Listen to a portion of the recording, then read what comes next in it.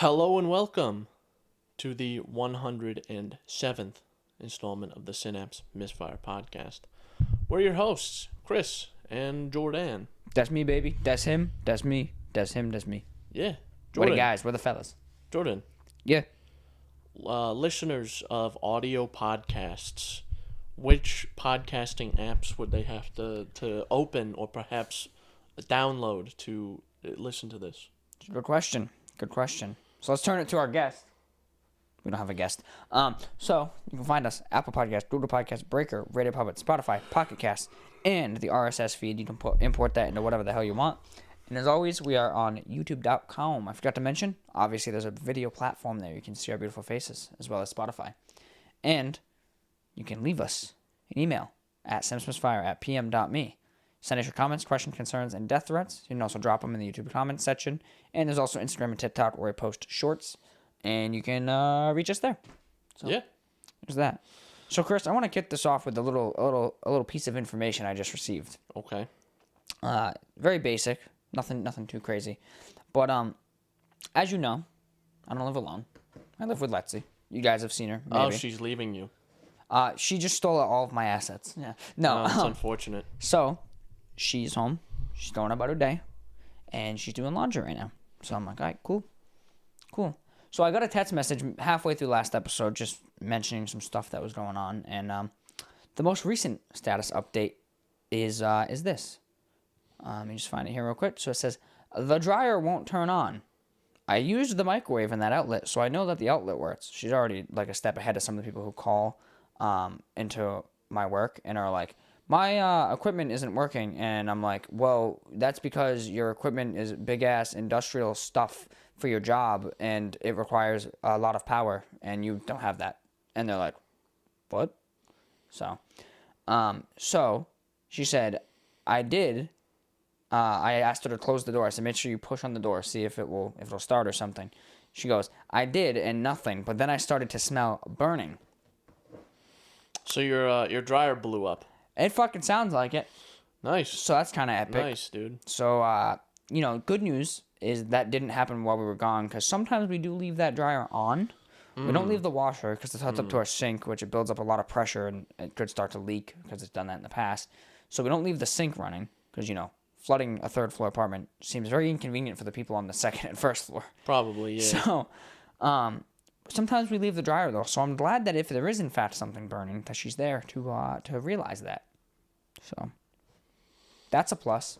So that's about where I'm at, Chris. What have you been up to? Last episode kicked off with me and it was pretty Jordan heavy. Pretty Jordan and his deck heavy. So at least for the beginning. So what have you been doing? I know you're just such an interesting guy with a lot of stuff going on, right? Man, I'm really not.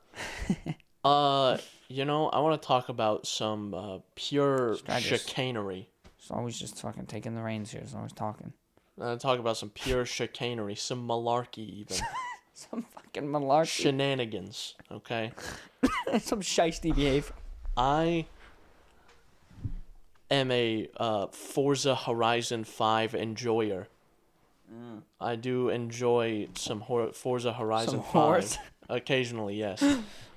And I was playing, and the game updated, okay? I launched the game. The second I get into the game, it pops me up on my map. My map opens, and it says, yo, new event. Check out this new fucking event. Check it out. Go there. And it sets your map marker automatically. You're like, oh, that's awesome. I'm going to go to do that event. It was the Hot Wheels event. Yeah, it did like a Hot Wheels thing. I'm like, that's awesome. I want to do that. And surely it wouldn't prompt me to go to this event if I couldn't do it. I think I know what's about to be said. So I drive to this event. Wasting all your gas. All the gas in my virtual vehicle, yes. I drive there. I get there. I start the event. I'm like, great. This is going awesome. The intro cutscene happens. I'm getting hype. I'm like, this shit is awesome. Check this out. Boom. Popped up. A screen pops up saying, you can go to the store and purchase the Hot Wheels DLC. Yeah. As soon as you said Hot Wheels event, I was like, I thought that was a DLC. So well, because I thought the same thing too. I was like, isn't that a DLC? But it's giving me the event, so like surely it's fine. Surely it's just gonna let me play. Why would you let me start the event if I couldn't play it? You're like revving. It's like counting down 3, 2. When you're revving, you're like, let's go, and then you just like go to it. Just hits 0 and it says go, and then it's just like, oh, you have to. And it says go, and then it pops up like a payment window. Yeah. It pops up with your webcam, and it's like, just put your card up to the camera quick. And it was a little, frustrating, a little deceiving. Yeah, because like it pops it up the second you open the game, before you do anything else. So I think, Chris, I think I know what question the audience wants known, and I know I want it known. Did you buy it? Not yet, but I probably will. Yeah, I've heard it's an exceptional DLC, and like for a game like Forza where there's already so much content in it, and you got it on Game Pass or whatever. With Game Pass with the discount, it's like $18. Yeah, so I would definitely buy it, especially because you seem really into Forza. So yeah, it's pretty fun. I've been doing some of the Forza challenges. They have like every week they have like this list of like weekly objectives you can do. And the one that they have this week is like, it's very electric car heavy. So you have to do certain things with certain electric cars, or you have to do this with any electric car. You have to do this with an electric car of this class. So it's different things, and you earn like little points. And if you get a certain amount of points, you can you earn a reward. So I'm trying to get the like bottom tier reward, which is you need 20 points.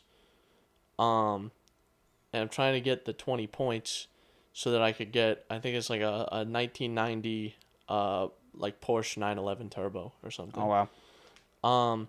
So it's fun. It gives you something to do. Mm-hmm. And they actually have they have their Forza-thon shop, which you get Forza-thon points for, which isn't like, because when I heard about Forza-thon points, I thought it was like a premium currency. It's not. You just earn them through playing the game. That's good. So I played the game, and I had a significant amount of Forza-thon points, and I saw on the shop, because of the event this week, you can get some Lotus electric car that has, it was like 80 for the Forza-thon points, and it's like 2,000 horsepower. Wow. All-wheel drive electric car, and it is impossible to control. Yeah. Because with in Forza, you have like a very decent amount of like control over how your car handles and performs. You can tune your car for very specific things. And no matter how much I mess with the tune on this car, it always breaks traction so easily. Yeah. And I think it's a combination of that, it'll break traction, and because you're going absurdly fast. So even like, you go around a corner and you slow down, and then you get to a straight and you punch it, and now, within a few seconds you're going, 190 miles an hour. Yeah. Like, man, that's pretty quick. And then you go to take another turn, but you need to slow down, so you get on the brakes and you just break traction, spin 38 times, and now you're in last place. Yeah. So no matter how much I tune that car, I can't get it to not do that. Right. Which is incredibly frustrating because I had other stuff I had to do with the car to get more points.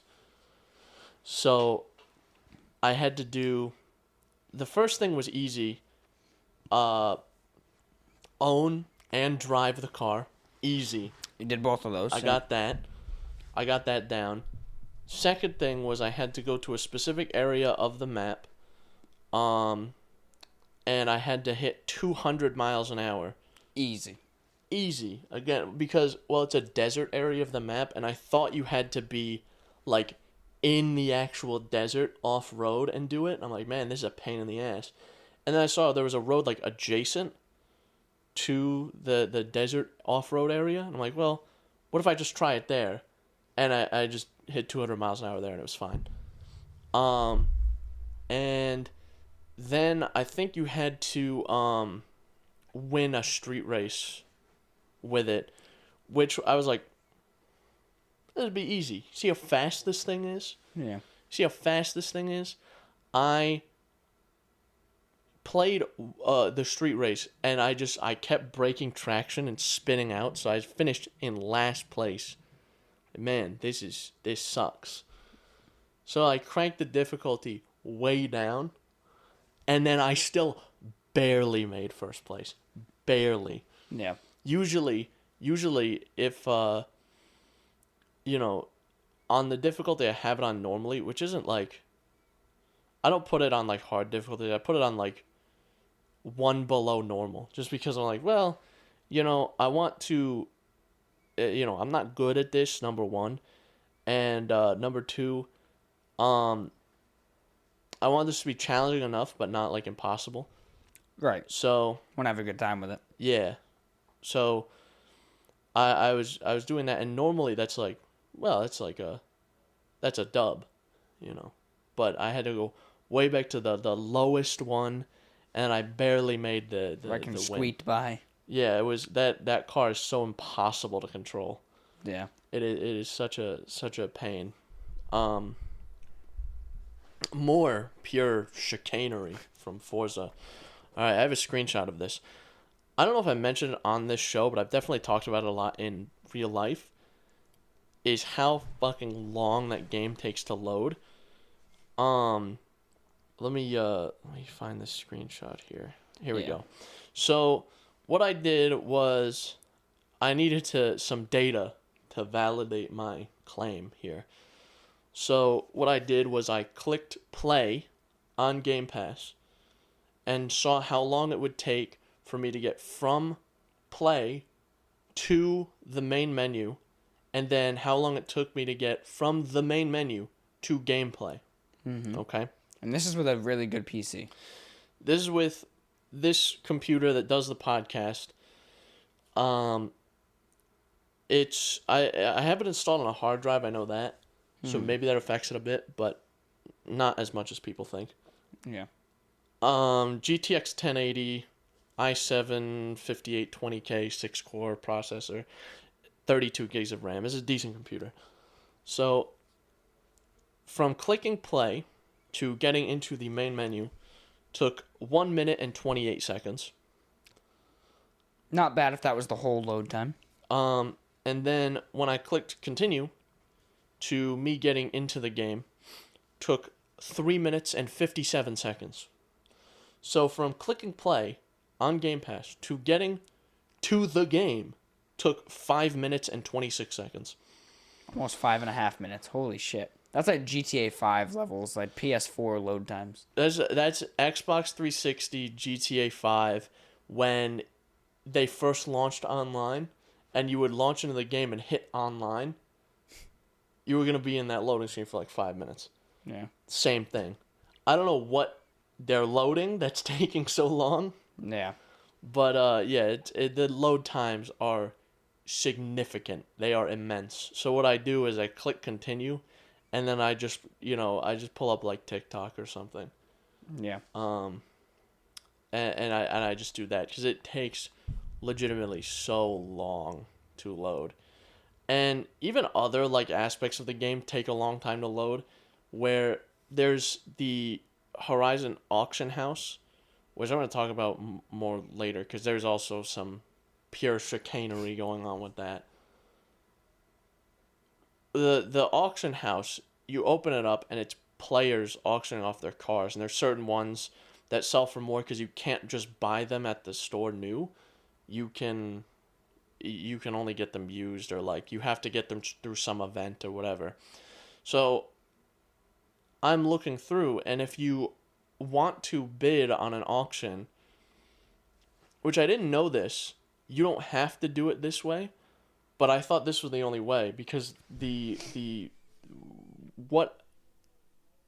obvious thing to do is You find the auction that you want. You select the auction, and it opens, and then you can bid. Mm-hmm. But I just found out, like this morning, you can hit Y for auction options. And it just gives you a list? And it gives you can bid or buy out the car. Oh. So, it's, stupid.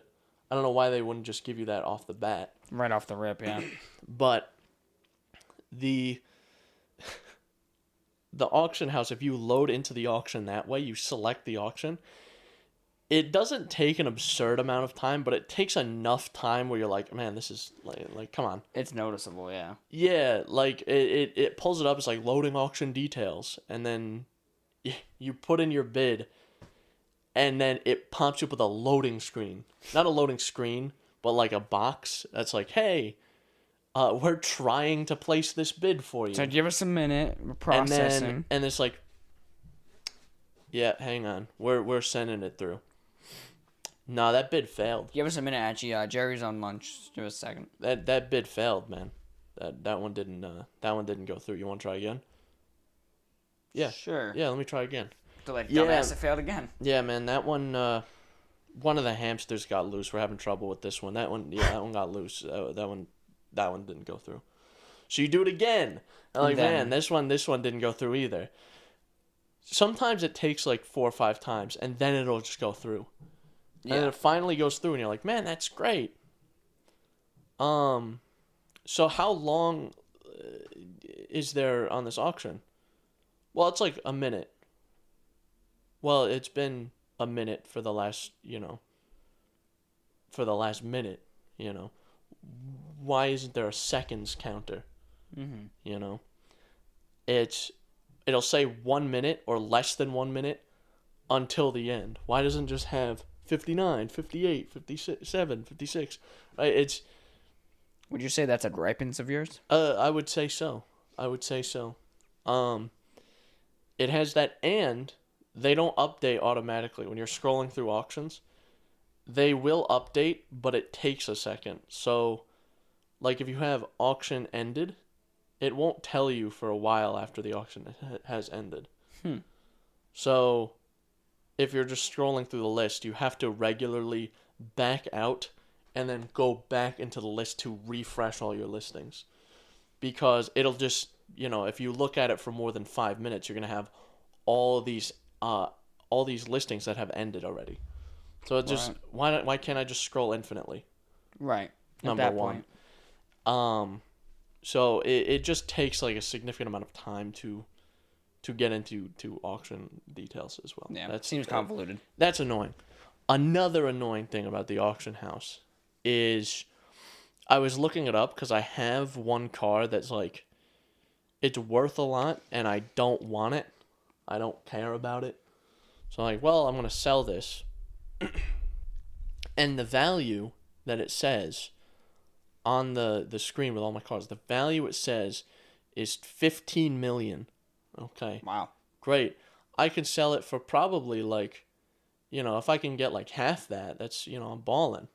Right? My max buyout price that I could put on it is $1.6 million. Well, what the fuck? That's stupid. So I look up a little bit about the auction house and like how it works. So not only does the starting bid and like buyout start at, depending on how many people are buying the car, it starts at 10% of the car's value.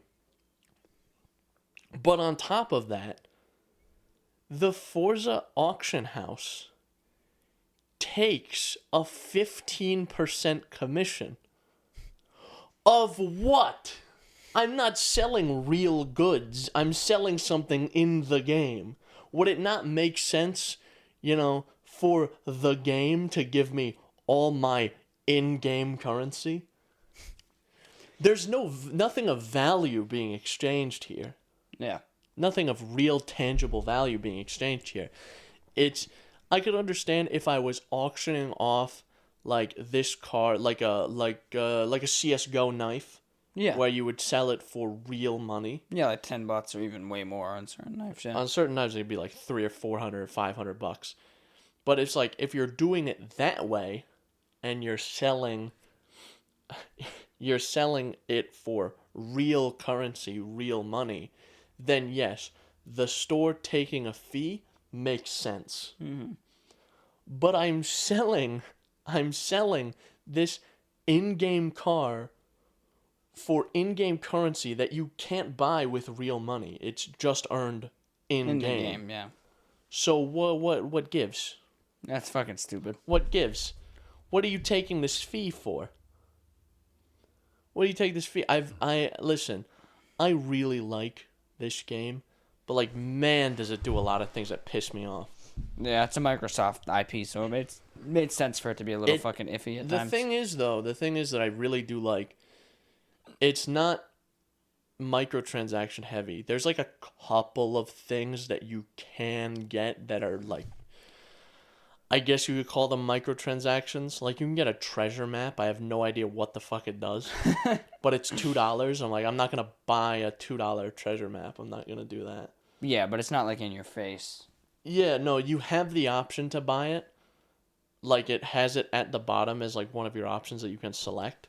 But like, I'm not interested in doing that, so it doesn't make you're not really like incentivized to. Exactly. It's like, if I think what it does is, if you buy it, it tells you where everything is on the map, which is like, I mean, I can just do that by discovering things. You could just look up a screenshot too, like that, yeah, if you really cared. And then there's the car packs, which I don't know what the car packs even do. I'm assuming you buy it because you can get different ones, or you can get all of them, and it's like $30. And I'm assuming it just dumps a shitload of cars into your library, like into your cars thing, because there's a handful of like DLC cars that you can buy. So I think that's what all that is, which is like, again, you're not super incentivized to buy these certain vehicles, because there's never a situation in that game where, unless it's like a very specific challenge or something, but there's never a situation in that game where your only option is a car that comes with a DLC. Yeah. It's the option that you have, that's you usually have a whole host of options. Well, you can do this or that, or you can tune this car to do it this way. And so because there's like 700 cars in the game. So it's like, that's crazy. There's enough cars to where there's no single car that will fit a single thing. So if I wanted to do this race, I can do it with, any car really, but the recommended cars, there would be like 10 or 12. Yeah. But I can do that. So it's not, that's the thing that I do like about it, is it's not like crazy microtransaction heavy. And but beyond that, I do have my complaints with it, is that stuff. And the story, I guess you could call it, you do like different stories, which is like, it's all fun stuff, which it's fun. But like, your character is like such this like jolly whippersnapper ass fucking happy-go-lucky motherfucker, and I want to smack him. It's like our boss. He's always happy. No, it's worse. Yeah. He's like, how, maybe this isn't like a great frame of reference, because I don't know if you've played this, but in the old Pokemon games, right, your rival was like a piece of shit. You hated this motherfucker, right? You hated him. Okay? I want to kill this guy. Yeah. Okay? Pokemon Let's Go. This was the last one I played. On the Switch. Your rival, you're just buddies. You're pals. How is this my rival? He's my buddy. Yeah. Right? And you're just so nice to each other. And that's how your character in Forza is with everyone. He's like, there's this one event.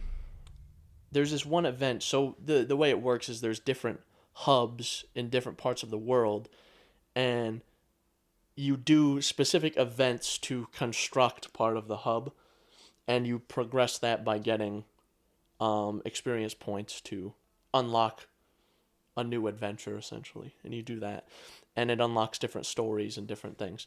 So one of the stories is like you're racing against this serious racing club, and they have like real beef with you and like the guy who runs the main event. He's got like real beef, and these guys are like, man, I got this in the bag. Y'all suck at racing. Y'all are the worst. And then your character's like, come down to the Horizon event. It's great there. Everyone's a winner. Fuck you. Yeah. You know who's the winner? Me.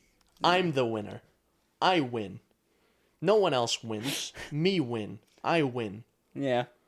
That makes sense.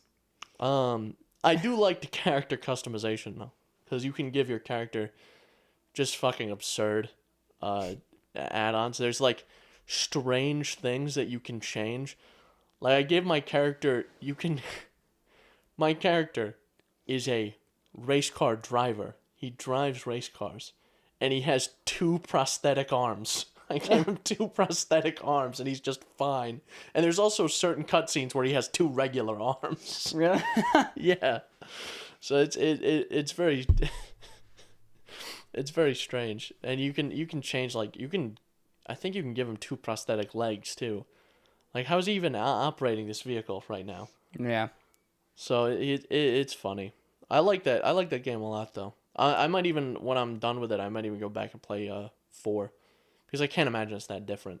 Probably not. No, it's probably like a little. I know it's a little more toned down. I don't think the world's as big and stuff, but it's pretty much it's a lot older. Is the thing. It's like I think Forza Horizon 4 is like 2016 or something. Yeah. Do you ever play any of the Dirt games? Well, I know you've played them, but do you ever play them long term? No. Dirt games? No, I haven't. Dirt 2 or not Dirt 2. Dirt Rally was okay.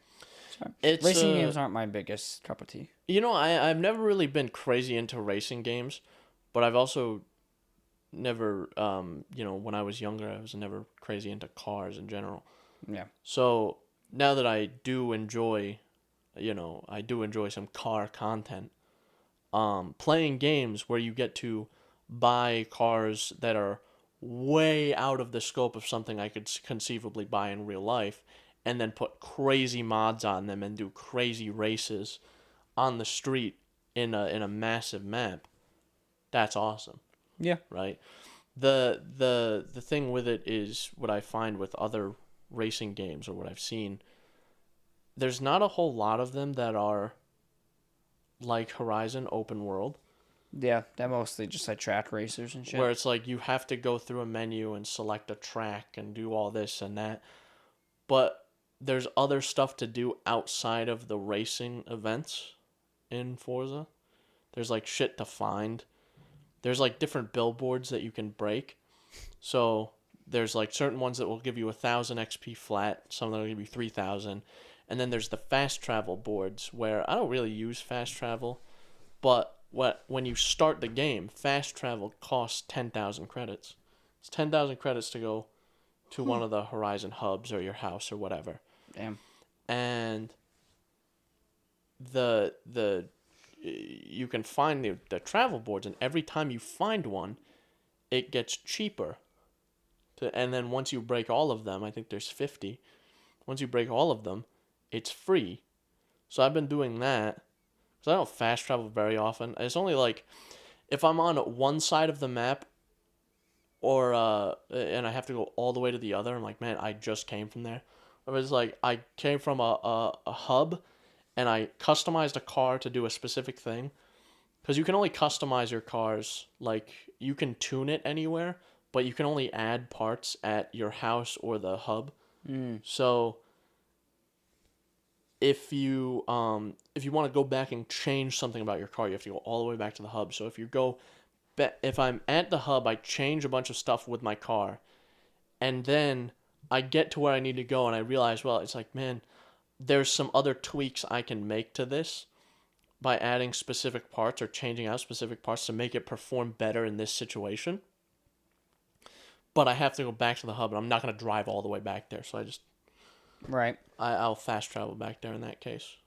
Yeah, I think the only game I never fast traveled in ever was Red Dead 2.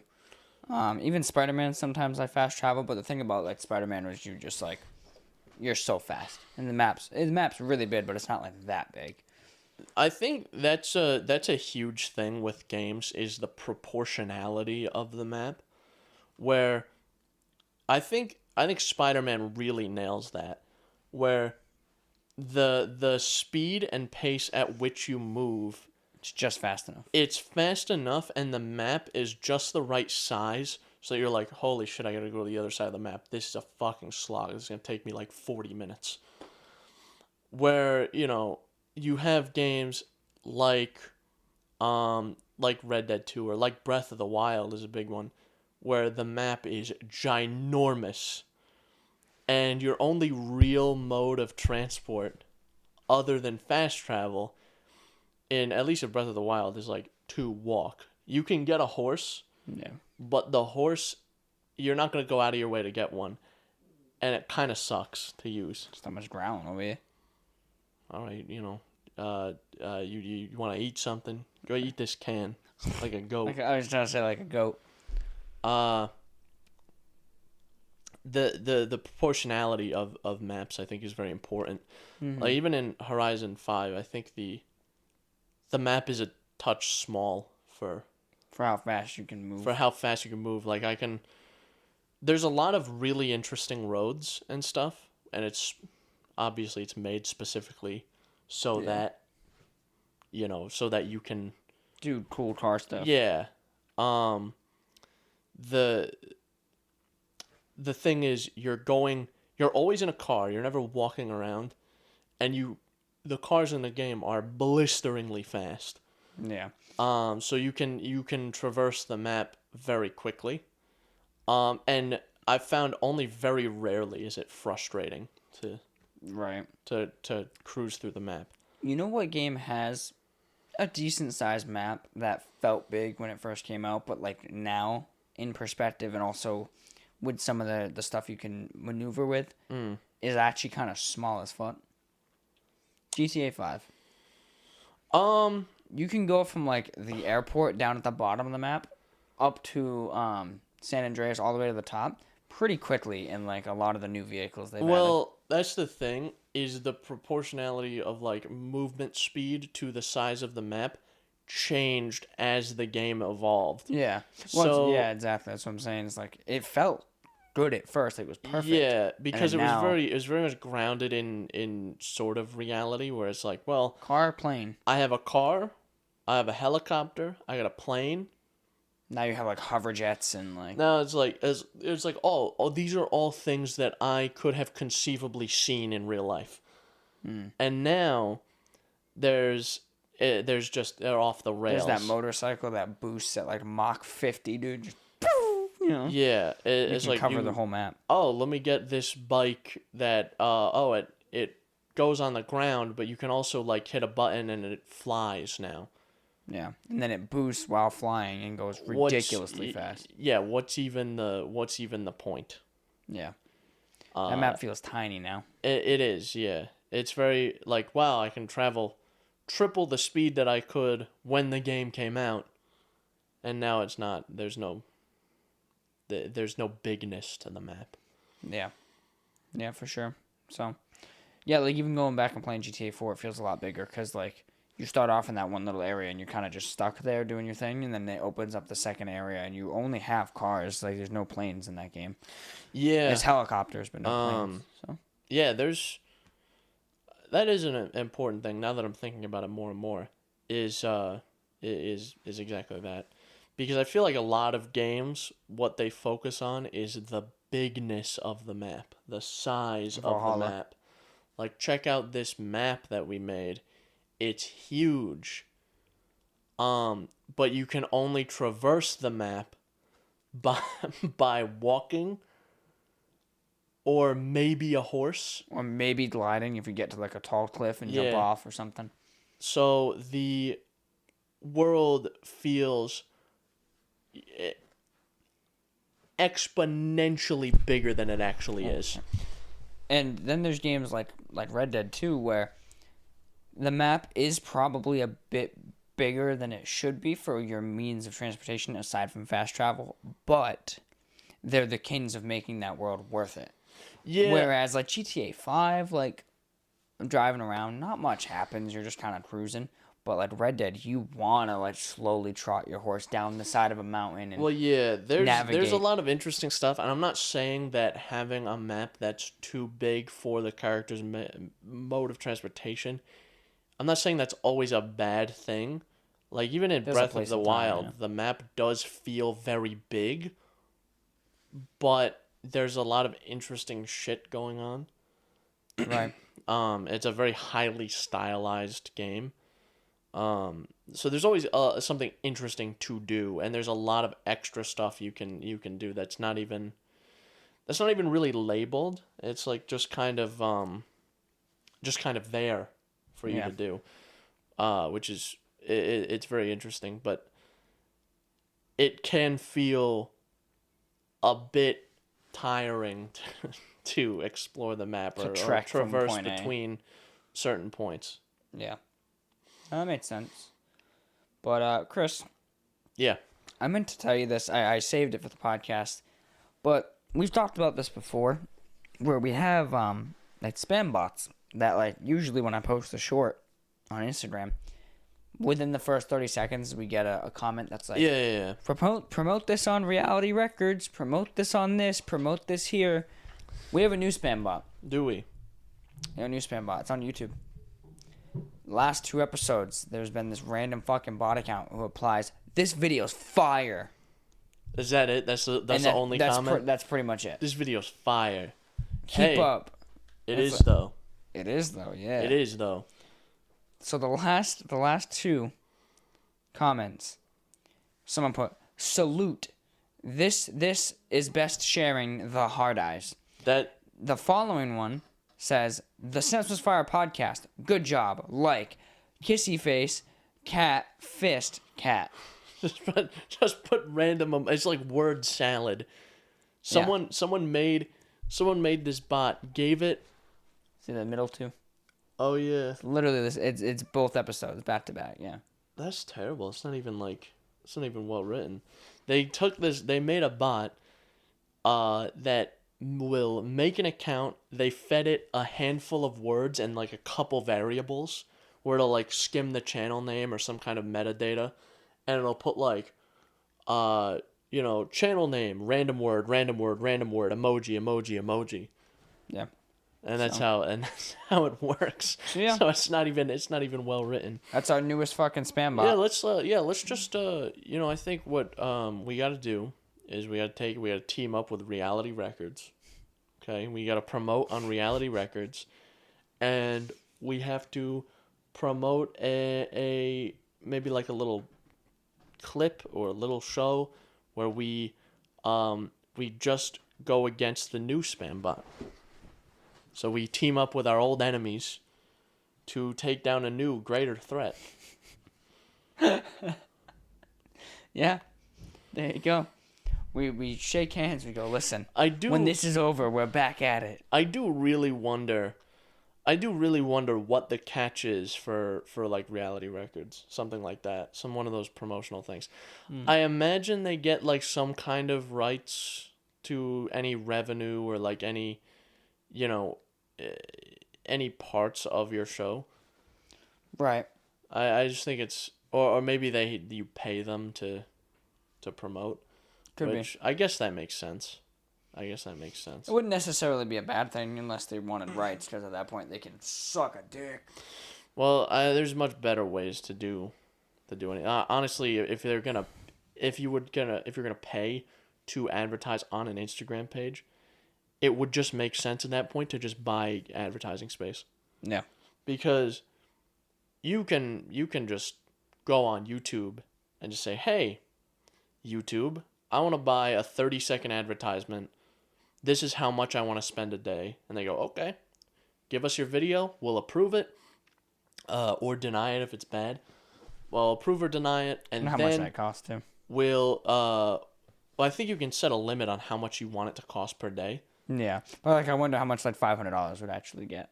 And it'll say, okay. It's like 2 ads. Your ad is approved.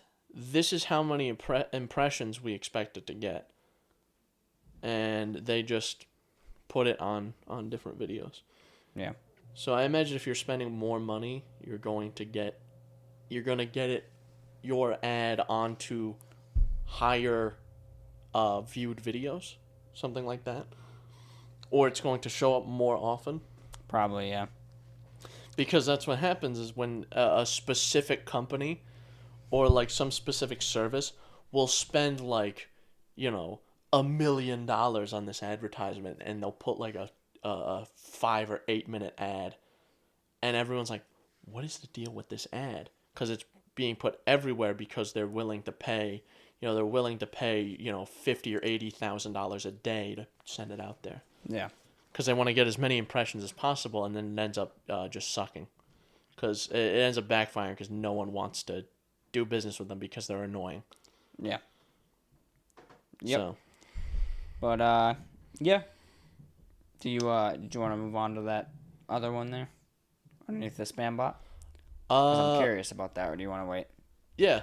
So, update on my school thing. I talked about it last time, where there's a whole bunch of like issues with availability and getting cut. Yeah, basically. Because one of my classes just like arbitrarily got canceled too.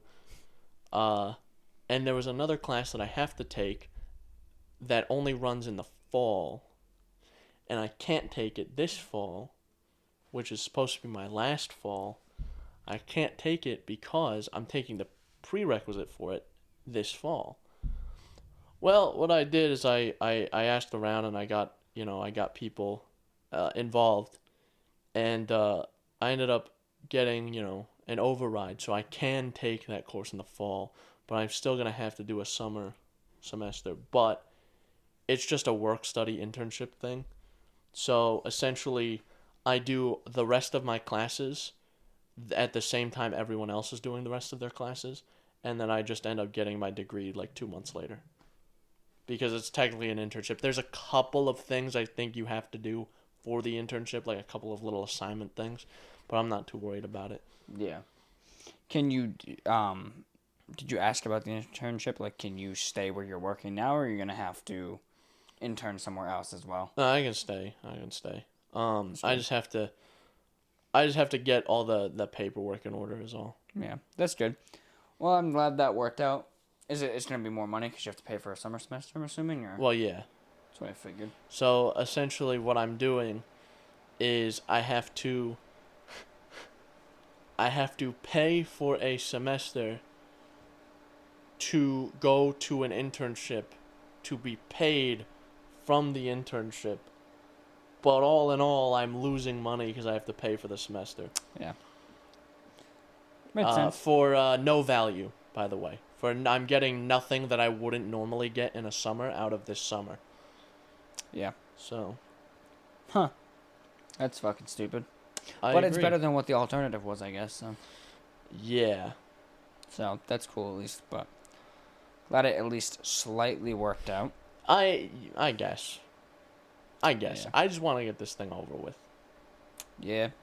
That makes sense. You have been there for 3 years, right? This will be your 4th. Yeah. And I've been at a point where, like, man, I can't fucking stand this anymore. I've been at that point for quite a while. Yeah. So, it's just I want to get through this at this point. So. Yeah, you gotta stick through it. It's last year. And I'll always say, word of advice, take it from me, go to a community college first. There's no shame in it. Go to a community college. You're gonna spend almost no money, and you're gonna get a college experience. And you get to decide whether you like it or not, and then do a lot of heavy research into what if you want to transfer to a 4-year university. Do a lot of heavy research into that university. And what transfers, yeah. And what transfers, what it's like to go there. And also, I would prioritize public state universities over private universities. Because at a state university, you're going to get, maybe the campus is going to be shittier, but you're going to get probably the same quality generally, unless you're talking like very high-end schools like a Harvard or like if you're going to like Yale or something, some high-end law school or medical school or UPenn or something. You're going to get about the same education experience for a fraction of the cost. Yeah. So, that's my only piece of advice that I give. And you know, maybe some people, I imagine there's people out there that are like, man, I went straight into this private 4-year university and it's been a great experience. I've had nothing but good things happen. I'm sure that happens. But if you're iffy about it, which I was already kind of iffy about the whole idea of college in the first place. I was like, I gotta go because everyone goes. Right. But, like, I was thinking about taking a gap year and, like, this and that, and I decided not to. And if you're in that mindset, just do, dip your toes in. Dip your get toes a feel. in. So, if you don't like it, you wasted at a community college a couple of grand and a semester of your time, and just say, no, I'm not going to come back. Yeah. And just drop it, and then call it a day. Yeah. So that's my general lower risk. My general advice to avoid being in the situation I'm in. That makes sense. Chris. Yeah. So, as you know, and the audience knows, maybe, about like 2 months ago, something like that, I got rear-ended. And, I've been waiting to get that fixed, send my car in for repair. Mm-hmm. So, the stars aligned because, fun fact, you can't rent a car until you're 25. If you're 21, you can rent a car if you're the victim of the accident.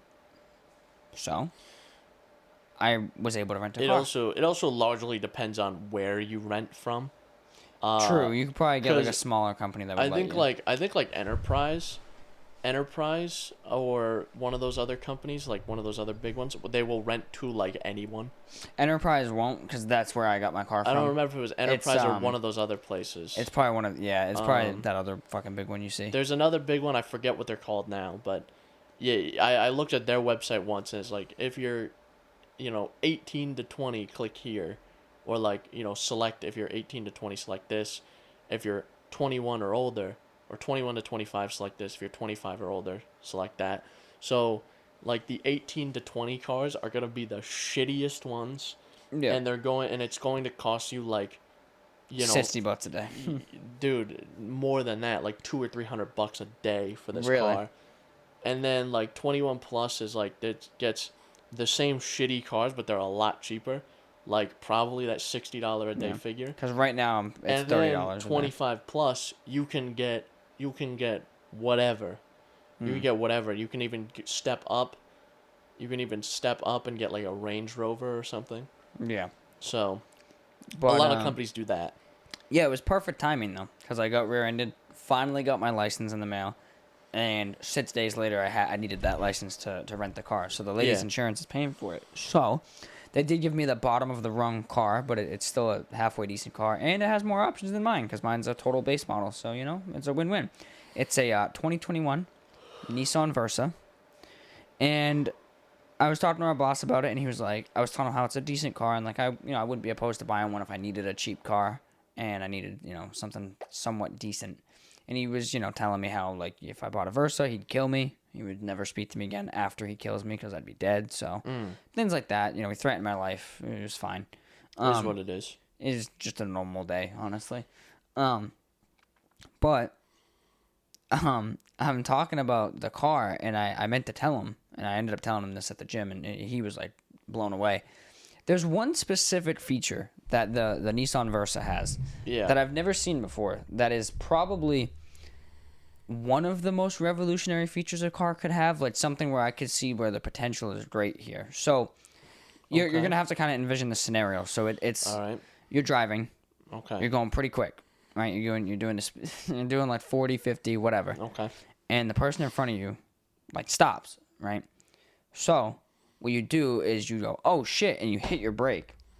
And now it does this really awesome thing where the wheels don't lock up, so it actually pulses the brake. Oh, so it has like a braking system. Yeah, and it's like an anti-lock braking system. It has like some sort of anti-lock technology in the braking system. Yeah, and it lets you kind of steer. It doesn't really stop you much sooner, but it'll let you kind of go, oh shit, and try to swerve around the person rather than just going right into the back of them. Mm-hmm. So I thought that was really nice to see that this 2021 Nissan Versa introduced that technology, because like my 2009 Cobalt doesn't have that, and like that one time that I needed that, I didn't end up hitting the person, but I got lucky. It was like probably 6 inches away. The one time I needed that feature that I thought the car had, because I had just assumed that cars did that until I found out that it's a special thing that Nissan came up with. I found out my car didn't do that. So it's kind of cool to see that this Versa just revolutionized the market and like came up with a safety feature. That is genuinely surprising. I thought for a while, like at least for the last like 15 years or so, I thought that was like a requirement, ABS. Yeah, I thought it was like airbags. You had to have it in your car. Yeah, apparently not, because my car doesn't have it. That's crazy. And what was funny was at the gym when I told our boss this, because we were talking about the Versa, and we were also talking about how I really am half tempted to put on order a 2022 Civic Si at the moment, but I'm making myself not do that. Talking about that, and I got in the car and I came up with that kind of bit, because I started it and it said ABS on it. And I was like, oh, I know what I'm going to do. So I rolled down the window when he was in his car, and I flagged him down. He parked on the side of me. So I rolled down the window, and I look at him, and I'm like, hey, this car has this crazy-ass feature that I didn't tell you about that's, like, revolutionary. Because I know he hates the Versa. Like, he's not a big fan of it. Well, I'm like, yeah. So he's buying right into it. He's like, say what? What does it do? I'm like, so it does this thing. And I gave him that whole spiel kind of, you slam on your brakes, and it doesn't lock. And I said, I think they call it something like ABS or whatever. It said ABS on the dash. It's called the ABS system. I was like, so it's good. I said, ABS system. I was like, it's good, because then when you're using the wheel to turn, you can clench your ass so tight that you work out your abs. Hence why they call it the ABS. And he liked that one at 5 o'clock in the morning. That's that's crazy. Yeah. Sorry, that distracted me. There's an ambulance or something going by my house. The Nissan cars in general, generally not a great buy. Newer ones are decent. Old ones are caca-doo-doo. I mean, even the newer ones. I feel like, well, a lot of them have a CVT, and CVTs get a bad rap because people don't maintain them, but they're also not very good in the first place. Mm. But if you get a good CVT and then you maintain it, it's gonna be fine. Yeah, this car has a CVT. That's the thing. It's the first CVT I've ever driven. It's pretty cool. But they're objectively not great cars. Yeah, it depends too on where you kind of fall. Like a Versa's not, it's not that great. But like, you start stepping it up, you can get to like the Maxima. I would fuck with a Nissan Maxima. It'd be kind of hot. Because there's certain 300 cars, horse, baby. Like when you get to the bottom rung of cars, there's like the bottom tier of the bottom tier, which is the Mitsubishi Mirage. But because of how the car market is, with the Mitsubishi Mirage, you used to be able to get a brand new one off the lot for like $10,000. And this was like 2 years ago, 2 or 3 years ago. You could get this. But now, because of how the car market, being the way that it is, they're now like, $16,000, $17,000. Yeah. And for that price, you could get the Chevy Spark, which is around the same price, or you get a Hyundai Accent, which is also going to be an objectively better car than both of those. Mm-hmm. Or you get a Nissan Altima, which is going to be probably in around the same league as a Hyundai Accent. Yeah. Yeah. So it's halfway decent. The rental's kind of cool. It has another cool feature. Have you channeled the pure, unwavering confidence of a Nissan driver? I have not done that just yet. However, I have been enjoying putting all this extra wear and tear on a car that's not mine. Like, I've been just going for rides, especially because the gas mileage is fucking insane on this car. But I have to say, there's this other cool feature it has too. That's another big improvement that they sort of revolutionized. Where like, picture this, right? I'm driving my Cobalt, and I have the windows down. I'm just going, cruising, and it starts to downpour suddenly, and I'm like, oh fuck! So I grab the crank and I go, and the window's up, and I'm like, oh shit, the passenger window's open. So I'm doing 60. I'm like, fuck, all right. So I kind of have to do a stanky lean and hold the wheel and crank it, and then the crank knob slips off, and I'm like, and I'm like about to fucking swerve off the road and kill myself. This Nissan also has this other revolutionary feature where, like, if that happens, I go, oh no, and I hit a button, and the window actually pulls itself up, which is kind of cool. That's crazy. So I'm just starting to realize that, like, Nissan may have revolutionized cars. Yeah, honestly. Yeah. The same revelation occurred to me when I bought my Accent, where I had only driven like a real piece of shit up until then. I'm not saying the Accent's not a piece of shit. No, but it was a newer car. It was a much newer piece of shit. You had the Jeep before that, right? My 2002 Jeep was like Liberty. 2002. And I'm like, man, this thing has, no features. And the AC doesn't work.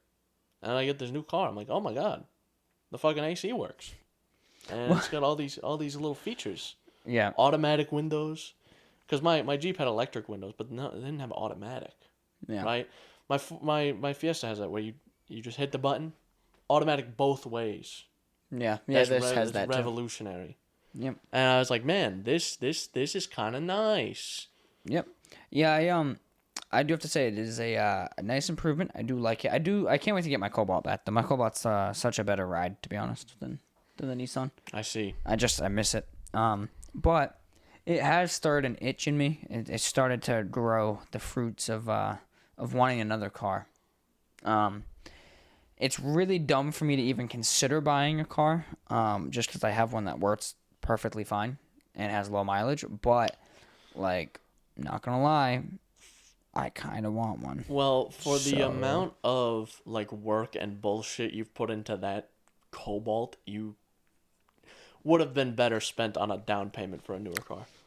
Yeah, but in the Cobalt's defense, none of that work was needed. That was just work I wanted to do, just to do it. All right. The only work that was needed was it needed new tires. That was it. But, like, so would this car if I drove it for another 4 years. I mean, cars need new tires. That's fine. That's just maintenance, but yeah, if I was gonna spend as much money as you've spent fixing that Cobalt, I would have just not fixed it and bought a new car. Yeah, it's probably been, excluding the tires and rims, because that was just me wanting that shit. That's and needing the tires but wanting new rims. It would have been probably for parts alone, $2,000, $2,400, somewhere around there. With the tires, about $4,000, $5,000, somewhere there.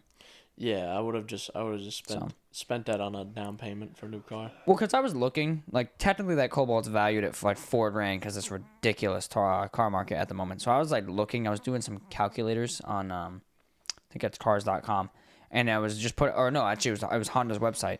I said, okay, Honda Civic SI, fully spec'd out, direct from Honda, $29,000, $29,800 or whatever, $29,500, something like that.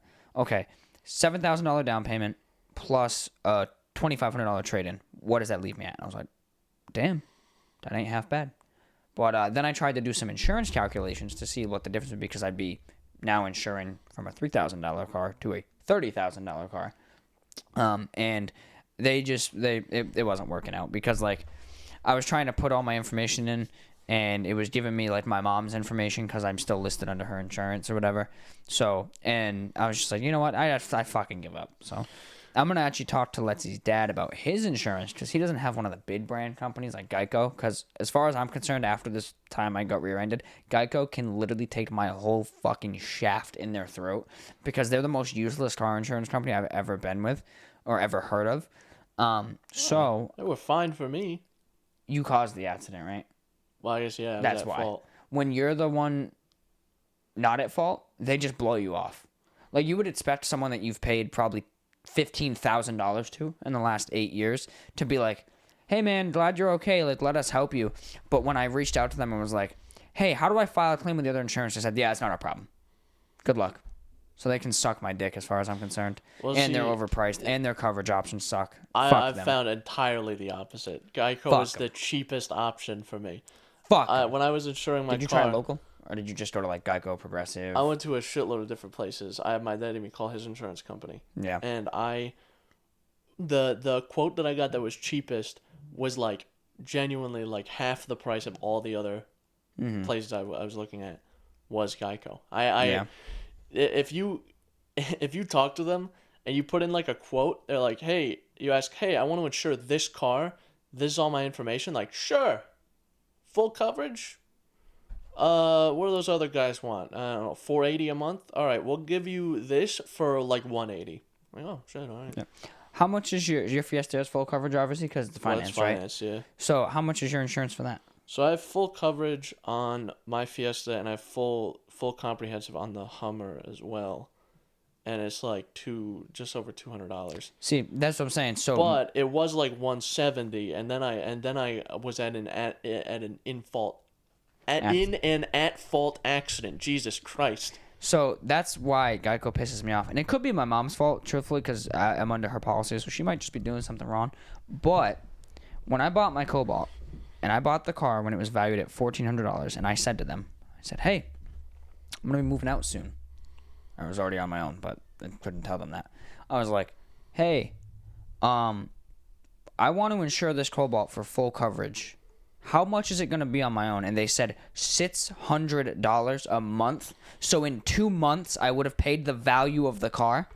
They can fucking die, as far as I'm concerned.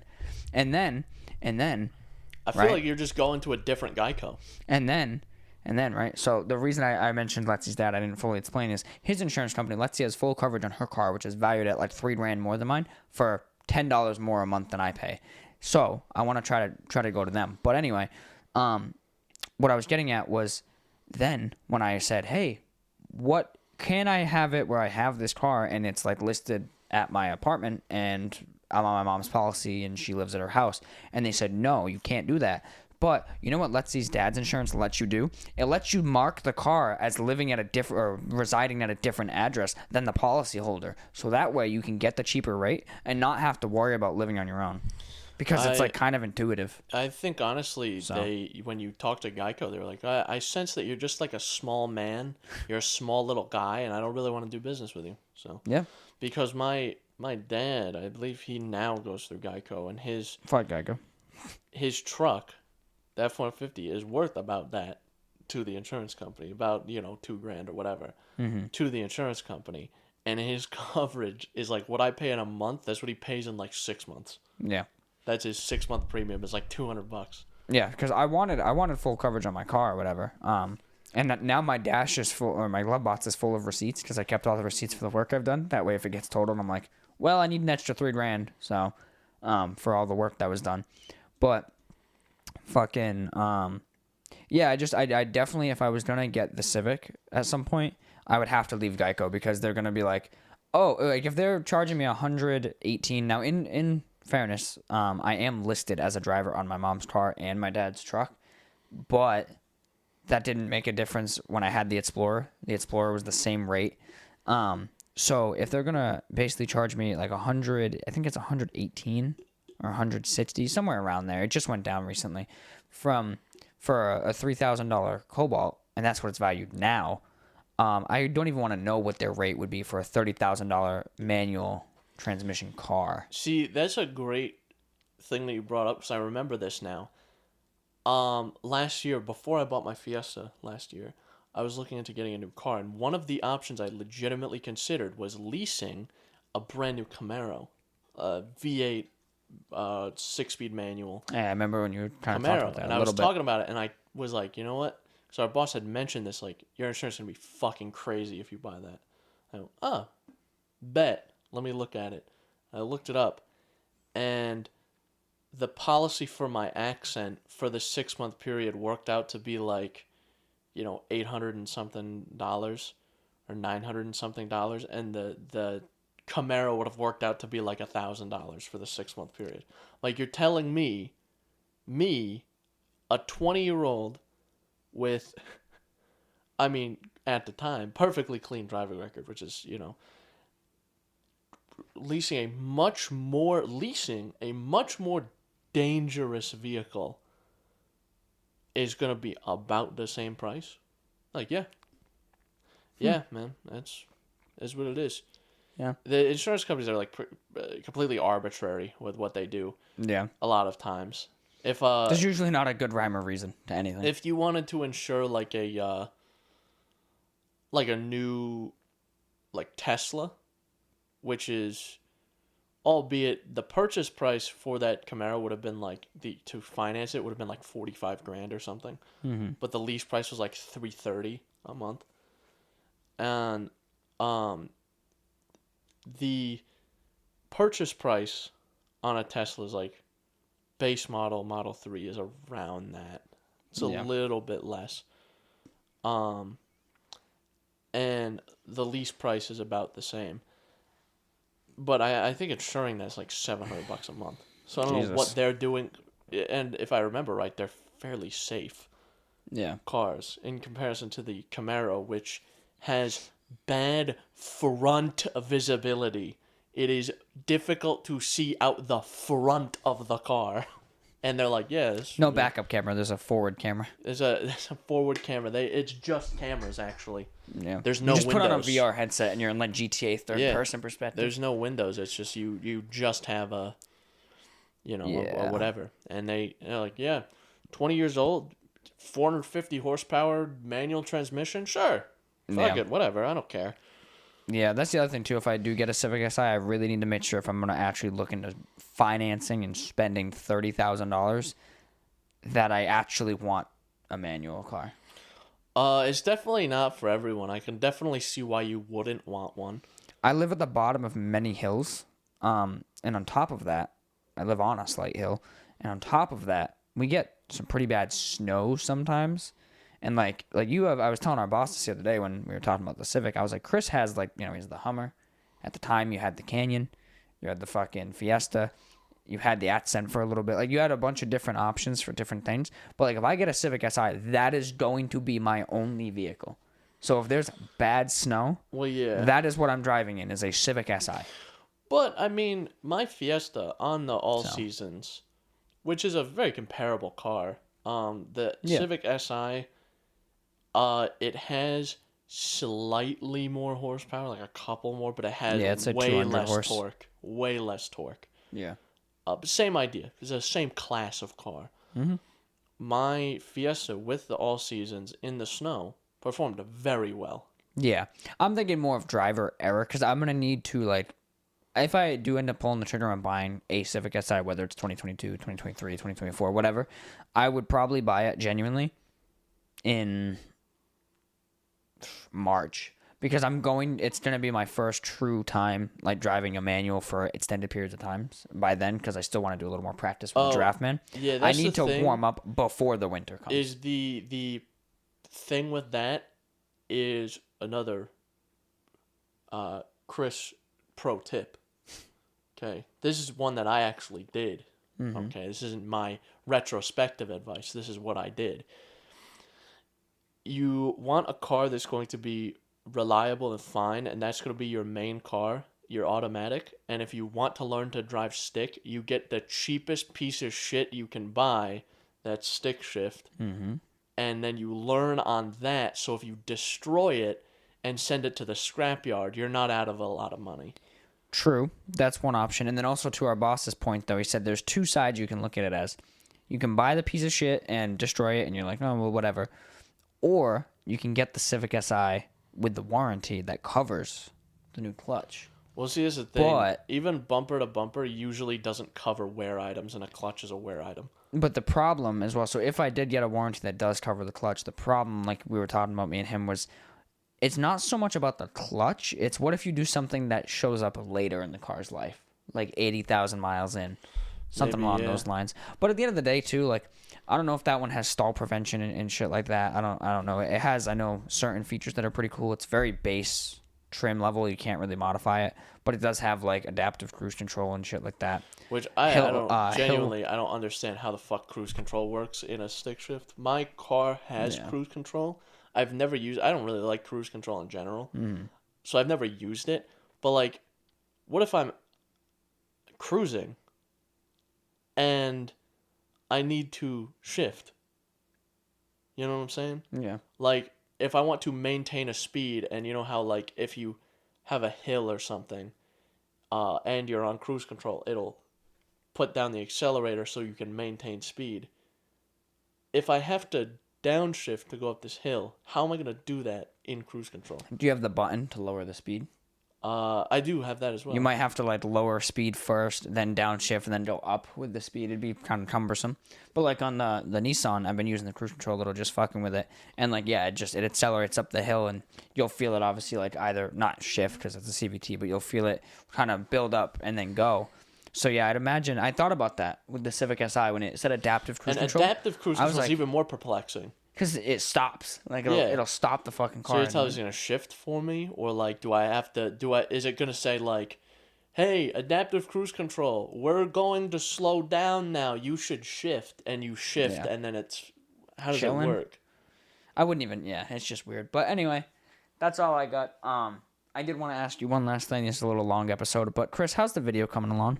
I want a status update. Because I saw that you put a note on there, and I was like, oh, yeah. It's going pretty well. I've been working on it. Looking decent so far? Yeah, I got one more, like, major segment. So, the way we ended up doing it, we explained it on the podcast episode there. We did what we did, and then there's one more major segment, and then we did the podcast, and then we left. Yeah. We didn't leave after the podcast, but you get the idea. Yep. So I have that, but at this segment, which I only touched like kind of the beginning, it is as a whole, so far, it's like 51 minutes. The whole video, nice. Yeah. That's not bad. I am going to run through it again and cut stuff that I think might need to be cut or re-edit stuff, because that's that's just how you do it. You look at it at the end and you might see tweaks. A flow issue or So nice. That's what I got going on right now. Nice. Yeah, we got our trip, our secondary trip next weekend, 1 week from today. 1 week from today. Yeah, we'll make a video from that. We have some cool stuff planned for that. So we'll be on the road. We'll have to after this we'll have to discuss like a more solid plan. I want to make a list like we did for the other trip. So I was going to ask you. Stay tuned for that, because next time we'll be in a different location. Dungy basement. We're going to be tied down, getting beaten. That's the whole episode. We're just getting beaten with like a stick. We're just like fucking getting our asses kicked by some. I don't know what kind of trip you booked. We drive up that's separately. An entirely different one from the one that I had planned. Oh, that's the trip after. Never mind. No, I'm thinking of a different trip. Sorry. Oh, okay. Sorry. All right, of course. There's a trip Letsy and I are taking. Don't worry about it. Okay, anyway, so, I hope you enjoyed this episode. Honestly, Chris, can I be honest with you? Can I be frank with you? You're usually Jordan. Well, I want to be frank today. Okay, Frank, what's up? I have no idea where this episode started. There's been these 2 episodes have been very discussive. Very gaming heavy. Gaming heavy, dude. Gaming heavy, and we've just been pondering. Discussing. We talked a lot. I talked a lot about Forza. You talked a shit ton about Forza. I talked a shit ton about Batman, and then we just talked about debts. So, yeah. Anyway, if you enjoyed it, drop a like, bitch. Smash the subscribe button. Smash the like button, smash the subscribe, smash the bell, smash follow on TikTok. I feel like I just broke one of my tendons doing that. Since when did Motor Trend email me? I've never even went on their website. One of my fucking ligaments just broke. So. What platforms, Jordan? As always, you can find us on Apple Podcasts, Google Podcasts, Breaker, Radio Public, Spotify, Pocket Cast, and the RSS feed link down below. You can import that into your favorite apps to consume us. You can also find us on YouTube with the video, as well as on Spotify. You can always contact us via email, synapsemisfire@pm.me, comments, questions, concerns, and death threats. Send them over there. There's also the YouTube comment section, as well as Instagram and TikTok, where we post shorts. You can reach out to us there. Don't consume us. Consume our content. Do not consume us. Consume my content. All right. I think this is going to be my new thing. Fuck off.